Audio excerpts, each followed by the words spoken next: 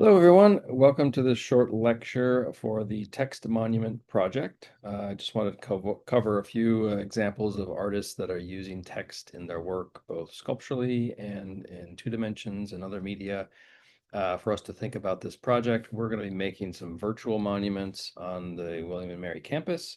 And this first part will just be talking about the concept of using text in art. And the second video will cover some of the logistics of using software to make a virtual presentation for this project. All right, so let's dive in.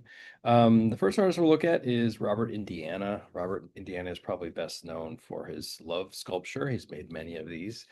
And the idea of this comes kind of out of the pop movement where taking, commercialized kind of imagery or ideas and making them into artworks in and of themselves. In this case, the word love is combined in a way that becomes very iconic, both with its color and its form. But this is, just thinking about the power of the word itself. So the word love can mean many things to many different people. I love chocolate cake and I also love my family, and they may mean two different things completely. So there's power just in the simplicity of that word in of itself. And then obviously the form is very large and becomes very dominating in this landscape. And that becomes something a bit monumental as well.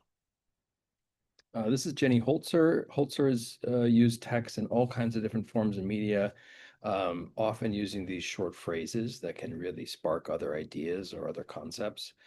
These were done in the 1980s with these light boards that could be programmed. This is actually in Times Square, which looks very different now. But in the first one, you can see abuse of power comes at no surprise. And in the second one, protect me from what I want. So these are both pretty charged phrases. The abuse of power, thinking about politics, thinking about wealth, thinking about gender dynamics, all kinds of different things that come into how power can be abused that we can relate to even today. And then protect me from what I want, really thinks about what are our needs, what are our desires, and how does marketing influence the way we think about the things that we want versus the things that we need.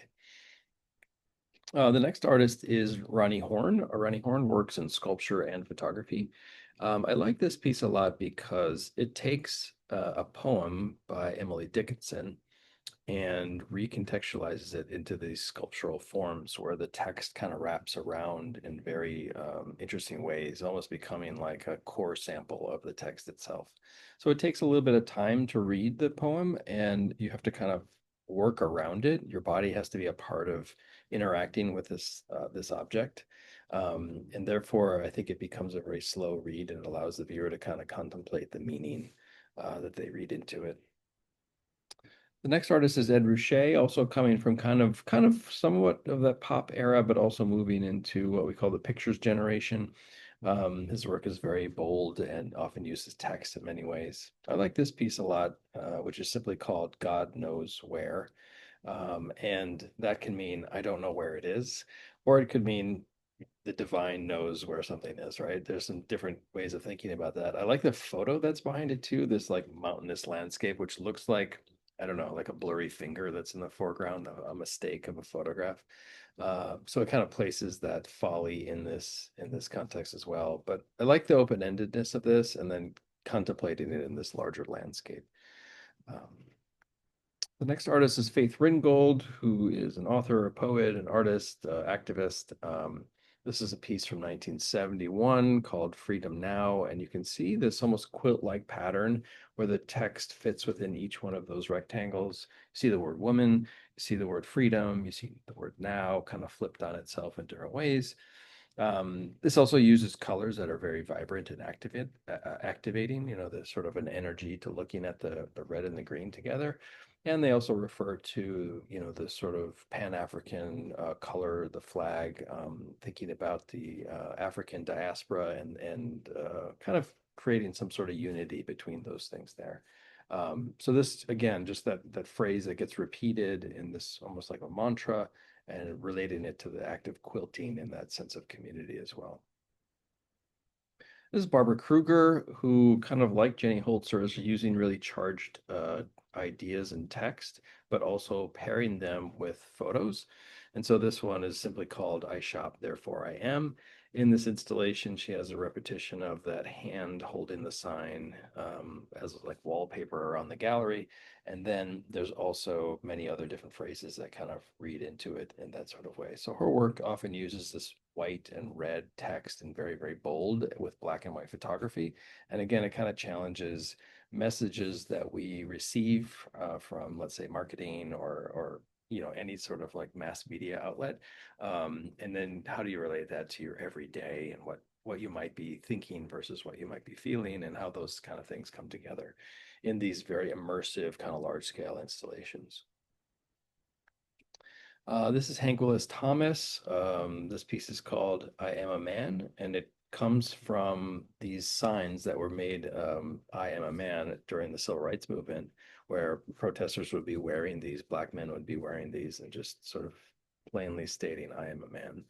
Um, and in this case, he's taken that typography and the phrase and then flipped it in different ways. So we say, I am three-fifths a man, or I be a man, or be a man, or I am your man, or these different sort of phrases to kind of get it to sink in all these different kind of frames back and forth. So it kind of references history and it sort of asks more questions about the future, and then it plainly sort of states this question of how do we consider ourselves, or how does the public consider oneself to be a whole human, an equal human in this society?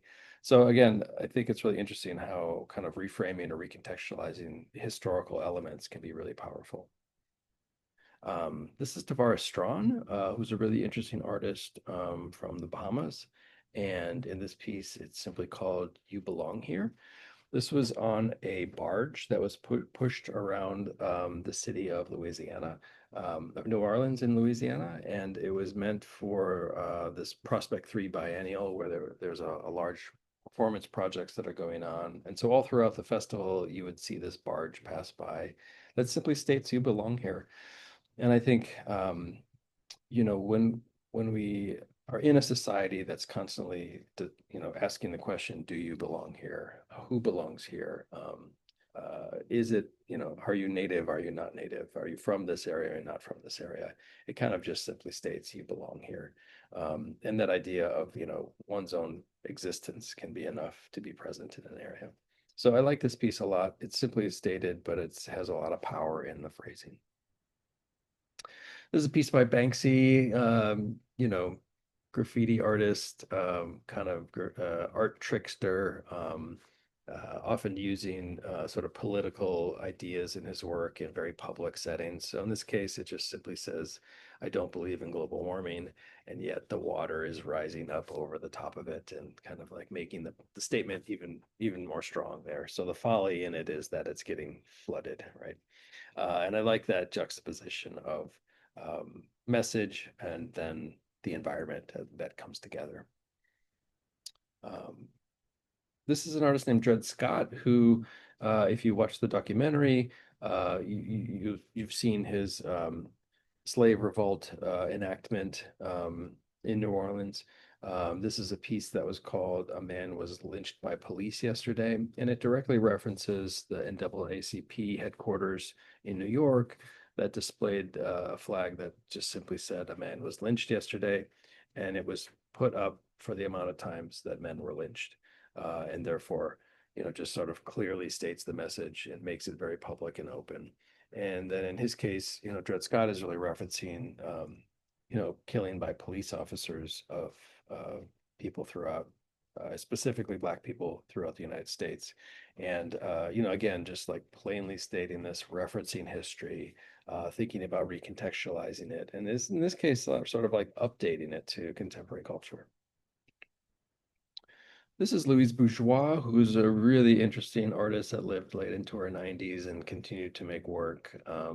This piece I like a lot that just simply says fears. And the weight of this thing, this huge, enormous ball, the rusty chain, the shackle that's on it, it kind of feels like the way we have fears that sort of tie us down, that bind us to things, that make us afraid. And in this case, what I like about this piece as well is it's not attached to anyone.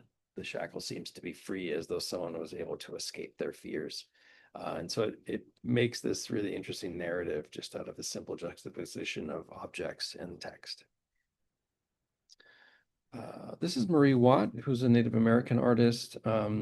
Works a lot with quilting and fiber and stitching and using using the community to help her produce her works. So this piece is called Companion Species, Speech Bubble.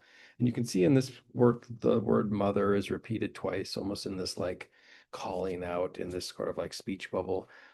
It's all made out of reclaimed wool blankets that often refer to the smallpox epidemic that was blankets were actually, laden with smallpox disease and then given to Indian reservations or Native American reservations so that they would fall ill. And this kind of references that history. And then at the same time, she's using a quilting circle where she's having people come and quilt with her and stitch these texts and these words onto the actual piece that then become the larger whole. So there's this sense about community, there's a sense of history, there's a sort of like personalization to this work, but then at the same time allowing others to add to it in many different ways. And I think it just becomes a powerful way of using text and community to make a really strong, significant piece. And then finally, this is Glenn Ligon in a piece called Double America. On the top, you can see the word America in clear font that's lit by very white light. And below that, in reverse, upside down and backwards, is America without light, black. And it kind of points to this notion of the privilege of white America versus that of Black America. And especially being shown at a place like the National Gallery of Art in Washington, D.C., it becomes a very powerful message. So with these ideas in mind, we're going to be creating our own virtual text monument. I'll put this on Blackboard so you have access to it. But basically, we're going to be taking a photograph. It could be a staged photo like this, or just a photograph of an empty landscape. We're going to be thinking about text as a monumental form and adding that in, superimposing it into the scene. So oftentimes in this photograph, you can see I have my water bottle here to place so I can kind of see where the light is coming from. And also I had a model. This is one of the students just standing, and I can clearly see where the direction of light is coming. And then this was just a silly thing that says okay, but you can see that I've matched the lighting and the shadow of the space for that. So here's some others that people have done. This one, the word blood, which I thought was really interesting and powerful. This is also on the in Washington, D.C. This one that's called linkage. In this case, there's a little pediment. We can make that as well if you're interested in doing that. And this is another one called ally that uses digital figures instead of the real figures in the photograph. So these are ways that we're going to be working effectively. We're going to be taking an image of campus like this one on the left, and then superimposing a sculptural form made of text out of that. So check out part 2. I'm going to talk about how to use Tinkercad and how we can get these works formed. And then you'll be submitting a PDF that shows the before and the after, and then a little description about why you chose those texts and why you think that would be a monumental piece on campus. Anyway, so thanks. We'll see you soon.